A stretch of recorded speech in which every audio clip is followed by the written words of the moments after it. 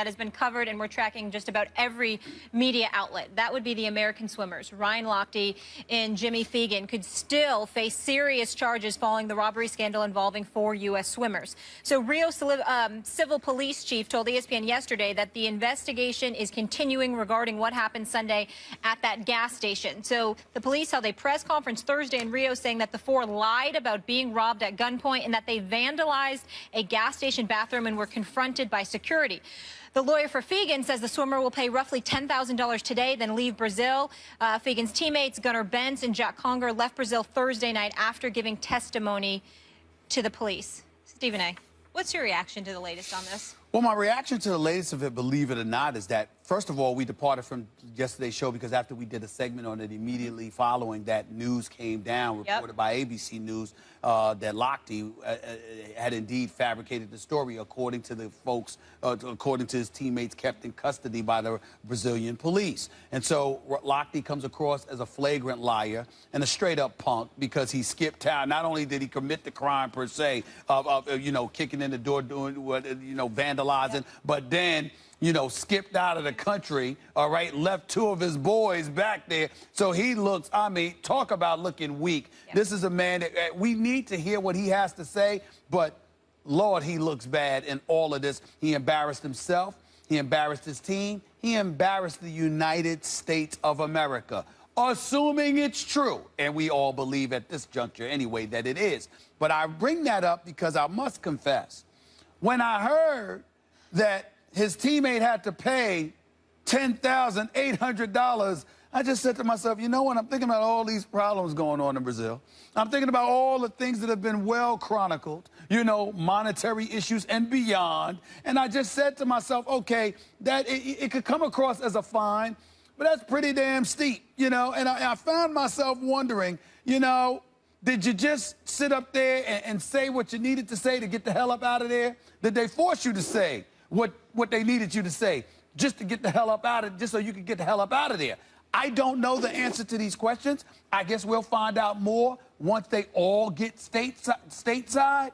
But right now, I think we lean on the interpretation of Lochte being a liar that he appears to be and how shameful it is. It was an embarrassment and a disgrace to this country. And you know what? If indeed he did lie, he doesn't need to show his face. The only reason why Lochte should show his face is to categorically deny that he fabricated the story. If he indeed fabricated the story and put everybody through that, going on Twitter, you know, just exacerbating the issue and stretching the story to the astronomical proportions it has been stretched to, he doesn't need to show his face if indeed he fabricated this whole thing. You know, here's Lochte's problem. From everything you hear out of his mouth, he's entitled. And look, what I'm about to say, I don't know him, but I'm just basing it on public statements he's made, stuff I've read and heard. He seems to have a pretty low IQ. I mean, I don't know how else to say it. He doesn't seem that smart. And a lot of times we sit here and praise athletes' intelligence. You hear Richard Sherman or Bennett or someone who seems to be interested in things and interested in the world, or you sit down and talk with Kobe Bryant, for example, who never went to college but is worldly, he's been around the world a bunch of times. Highly intelligent. You can see when a guy has, whether or not he's been formally trained, you can see when a guy has a high IQ. And in this case, it looks like this guy Lochte is not one of those people.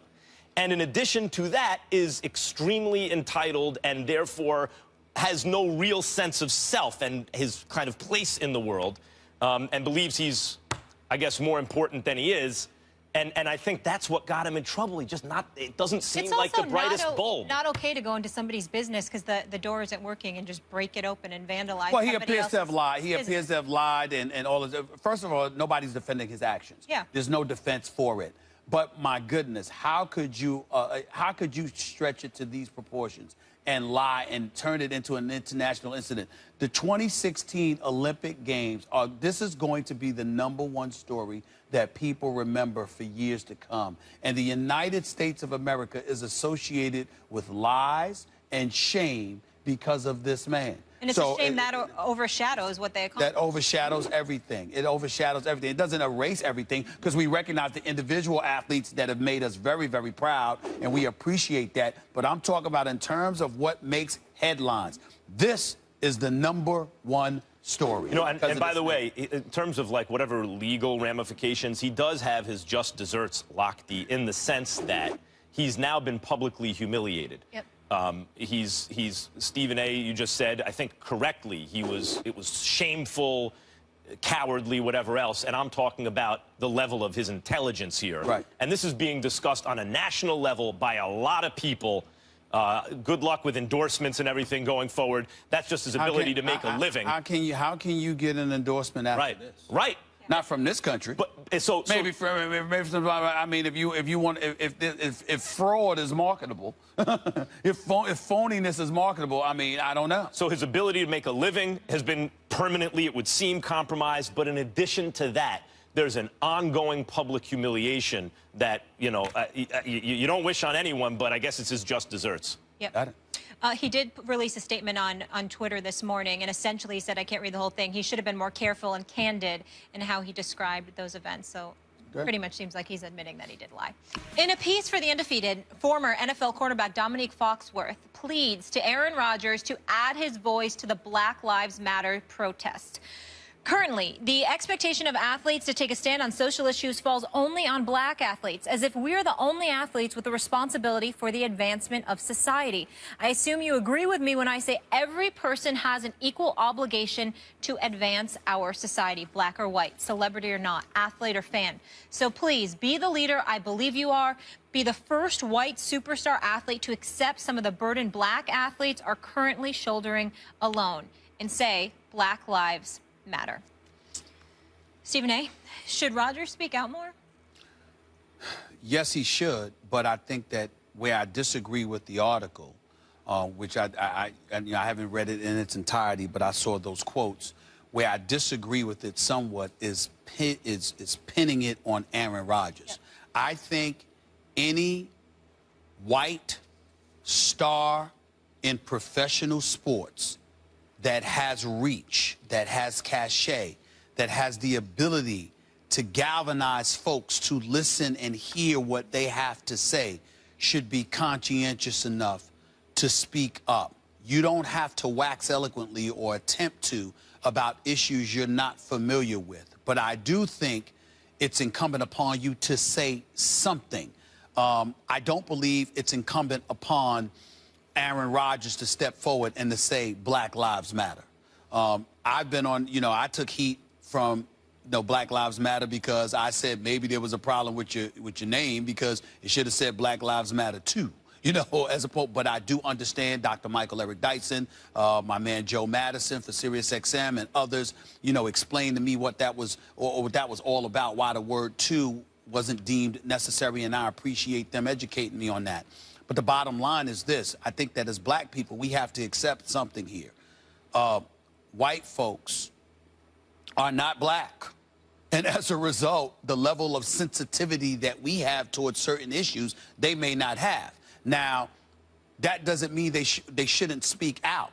That shouldn't mean that when there's injustices that are taking place, that we all shouldn't be a universal voice in our society.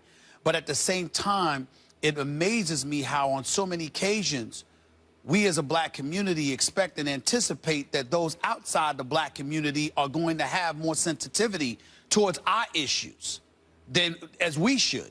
It doesn't work that way. It would be nice if it were that way. It would be incredibly beneficial when you think about civil rights and civil rights legislation and the battle and the fight for civil rights, how it took place and how there were some white folks that stepped into the fray and assisted black folks in making sure that we ultimately were able to acquire those rights. The flip side to it is that as we've evolved as a society, as we've seen more and more people from all walks of life suffering and struggling the way that they do, the fact of the matter is that we would like folks to be sensitive to our plight, but we shouldn't anticipate and expect them to.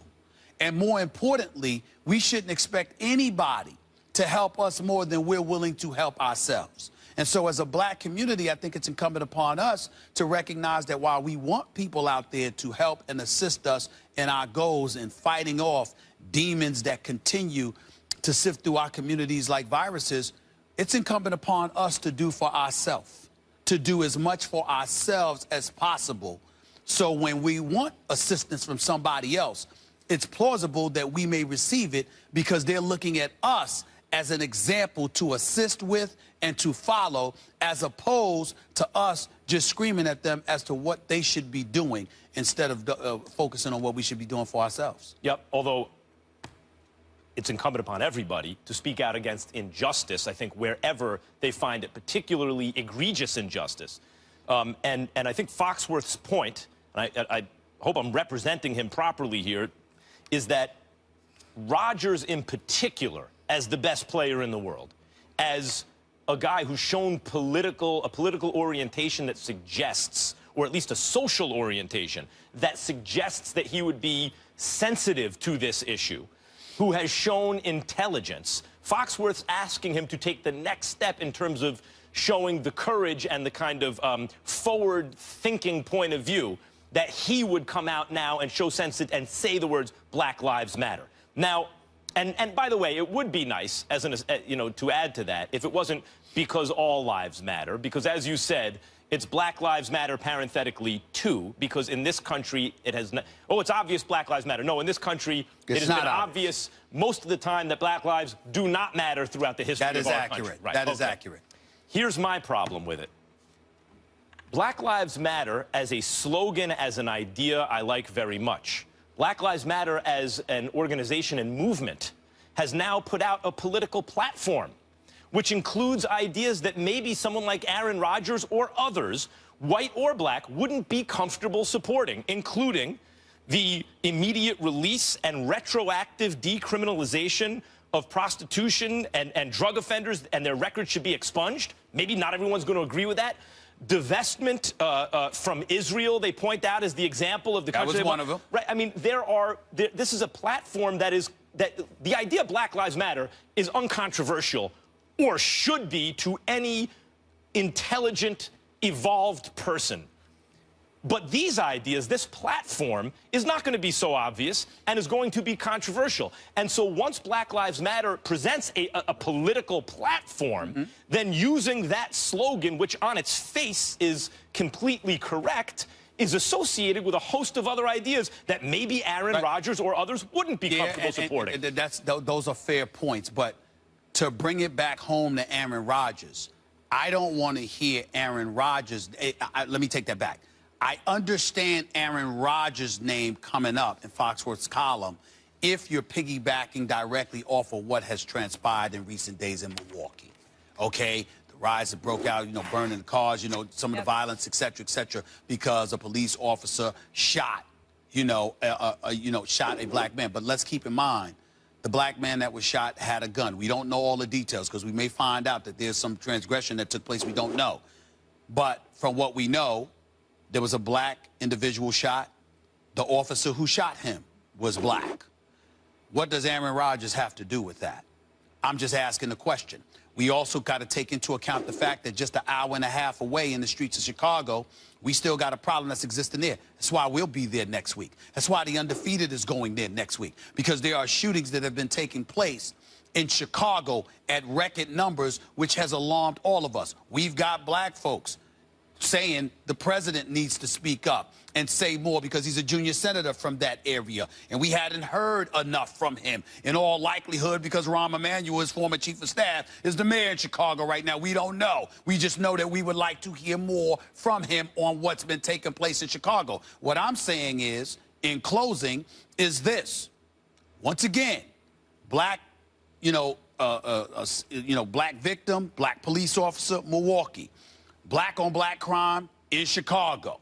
African-American president who we would like to hear more from on the issues in Chicago.